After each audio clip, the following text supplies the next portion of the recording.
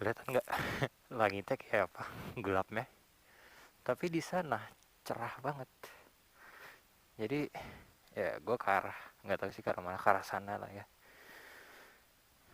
Gelap kayak gue harus jalan sekarang. Soalnya udah mulai rintik-rintik.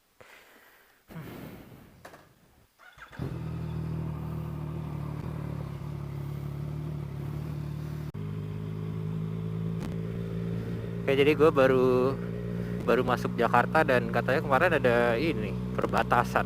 Ternyata nggak ada sih. Jadi rumah gue tuh lucu sebenarnya. Keluar komplek mungkin masih Bintaro, masih Tangerang Selatan. Cuma jalan 2 meter dikit itu ada patok Jakarta, jadi kayak perbatasan Banten dan Jakarta komplek gue tuh.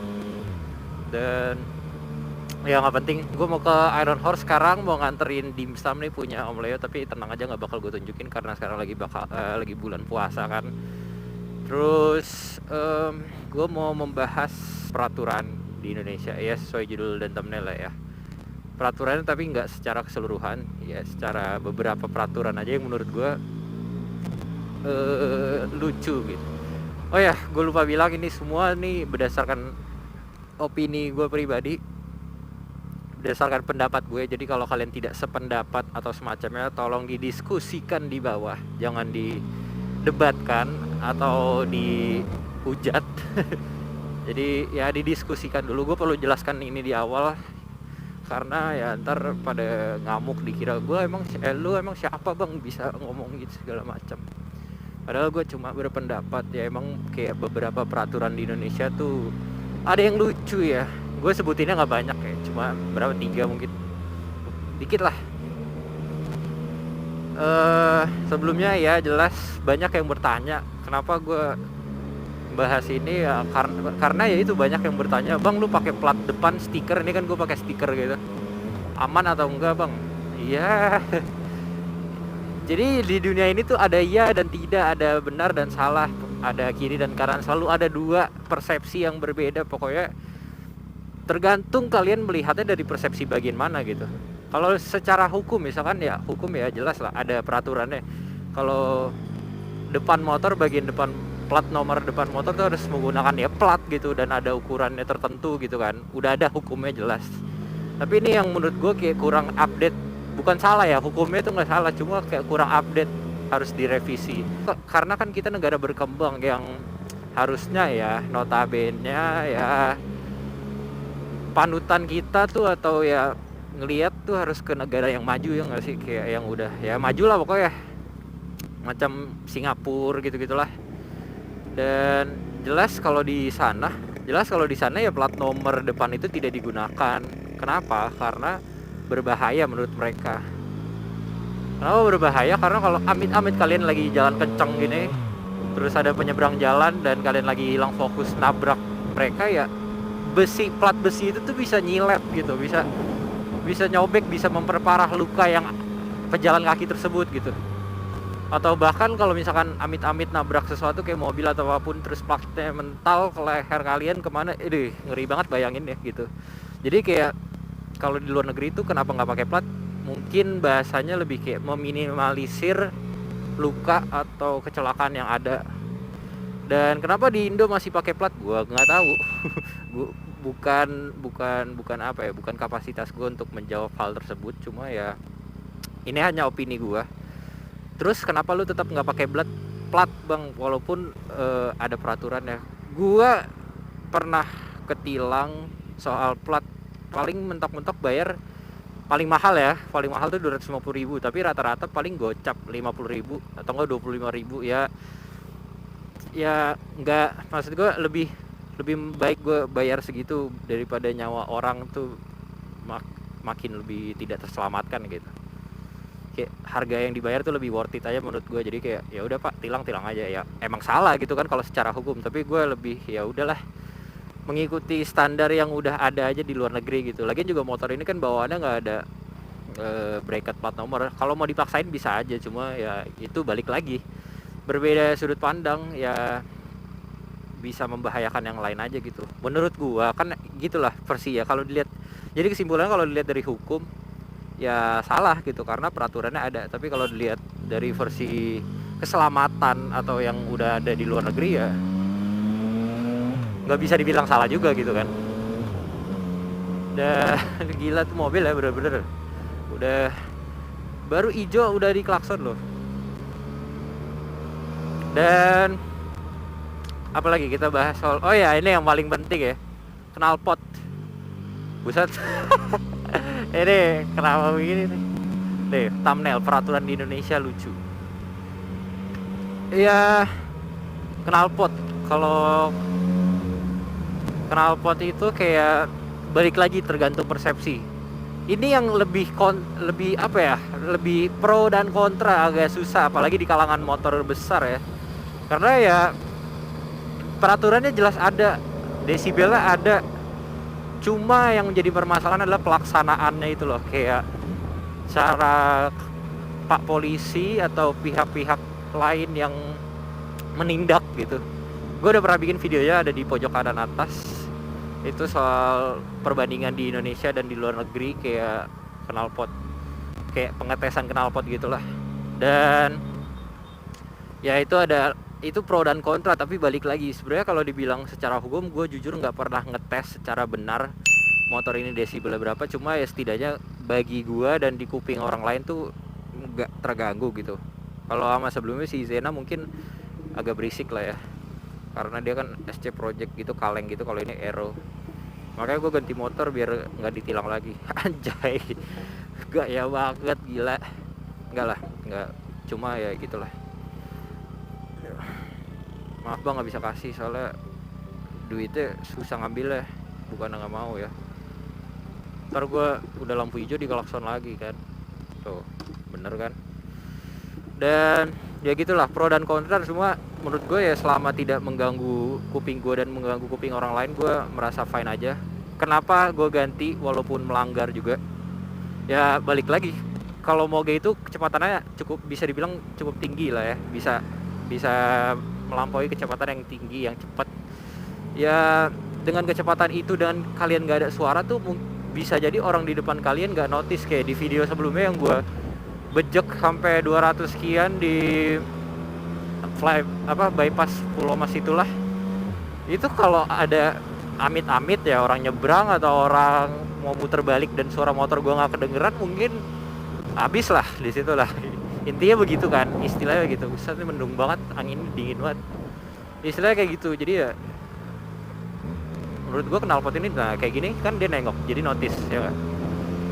Ya knalpot tuh fungsinya bukan buat pamer suara atau segala macem ya, dibalik suaranya yang halus yang bagus ya, menurut gue fungsi utamanya tuh bukan fungsi utama ya.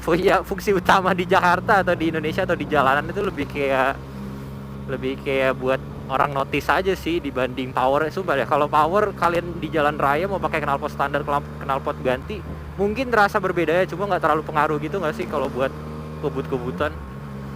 Cuma ya yang paling utama menurut gue itu bikin orang notice. Jadi ya balik lagi ke safety, jadi ya silakan tilang aja ya, mentok-mentok kayak kemarin tilangnya gocap kan 50.000 kayak gitu loh. Gue mending ditilang daripada nyawa orang melayang, anjay.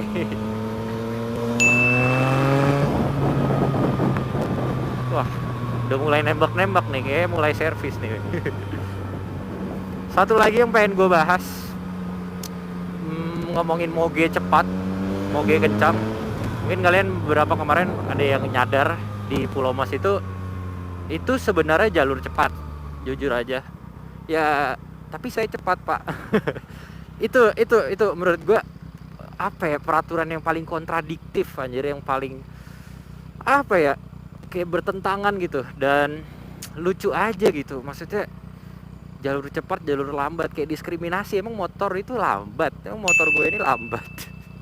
Jadi susah gitu kan. Makanya gue jujur aja berapa kali, ada kali lebih dari 3 atau 4 kali gue lewat situ kan, karena emang rumah si Ifti atau cewek gue di sana di Pulau Mas. Lewat jalur cepat. Jadi kalau kalian tinggal daerah sana, mestinya kalian tahu sebelum Pulau Mas itu kalau dari arah Rawamangun ada putaran balik. Oke, memang ini mungkin jalur cepat, tapi Tapi nggak ada larangan ya. Oke, jadi ini jalannya, terus perlu gue kasih tahu di depan tuh kan puter balikan ke arah Pulau Mas. Itu gue udah sampai 4-5 kali kena razia di situ, dan emang gue nggak pernah diberhentiin, kayak ya disuruh jalan aja. Gue mau puter balik, gue udah ngesen kanan, gue udah pelan banget ngelihat kiri kanan mau diberhentiin, tapi emang nggak pernah diberhentiin gitu. Oke, ambulans. Ini nggak melanggar ya? Ini nggak melanggar. Ini urgent. Ntar ya gengs, ntar kita lanjut lagi. Bisa jadi nih korban COVID-19, kita nggak tahu juga. Yuk. Ya nggak tahu ya. Oke, ngomongin tadi jalur cepat. Gimana ya? Kayak ya itu tuh gue tahu kalau di peraturannya emang khusus mobil, tapi kenapa nggak diganti aja namanya gitu? Mungkin bukan cepat atau lambat, jadi orang tuh persepsinya gimana ya, kan cepat itu ya cepat gitu. Kecepatan kalian ya cepat, bukan lambat. Sekarang pertanyaannya, kalau gue cepat di jalur lambat, apakah akan membahayakan gak sih? Kayak orang-orang persepsi ini jalur lambat, jadi mereka nyetir lambat nggak apa-apa. Terus gue kenceng gitu jalur lambat, karena motor nggak boleh masuk lewat jalur cepat. Terus gue kenceng di jalur lambat, amit-amit nubruk, terus ya pasti terjadilah cekcok di situ. Entah kayak, mas ini kan jalur lambat segala macam, ya bisa jadi kan, kita nggak tahu gitu. Maksud gua kayak bertentangan aja gitu. Ini kita jadi ngawal ambulans. Pasang hazard boleh kali. Anjay. Buka jalan, buka jalan. Ayo maju. Gue buka jalan deh. Ya gitulah, lucu. Peraturan di Indonesia tuh emang agak-agak lucu. Tapi ya mau nggak mau kita tinggal di negara ini, jadi ya udah ikutin aja. Walaupun kayak gue gini jangan dicontoh, ya udah paling aman ya ikutin peraturan yang ada aja. Ya intinya balik lagi, gue lebih mending ditilang daripada nyawa orang melayang. Kita nggak tahu sih, kita nggak tahu, cuma ya gitulah. Duit menurut gue ya udahlah, duit itu cuma alat anjir. Tapi kalau nyawa tuh udah beda cerita. Terus mungkin kalian bertanya gitu ya, kenapa kalau lagi kenceng nggak diklakson aja bang? Sumpah ya, kalau di motor gue aja kadang masih susah nyari tombol klakson anjir. Jadi ya refleks kita jujur aja nggak mungkin secepat itu kali. Kalau apalagi kalau dalam, aduh mampus. Apalagi kalau dalam kecepatan yang cukup tinggi, yang cukup kencang. Gitulah. Terus ntar ada kontranya lagi. Ya udah kalau gitu jangan ngebut-ngebut di jalan. Iya benar juga, cuma kan namanya motor besar. Ya kalian nggak bisa tahu sampai kalian merasakannya gitu. Power segede gini, jalanan sepi, beda lah. Mungkin kalau gue udah tua, lebih kayak memikirkan banyak resiko, gue bakal lebih kalem. Tapi berhubung masih muda, adrenalinnya masih kenceng, kayak gini kan, tinggal mode A, drop gear, and disappear.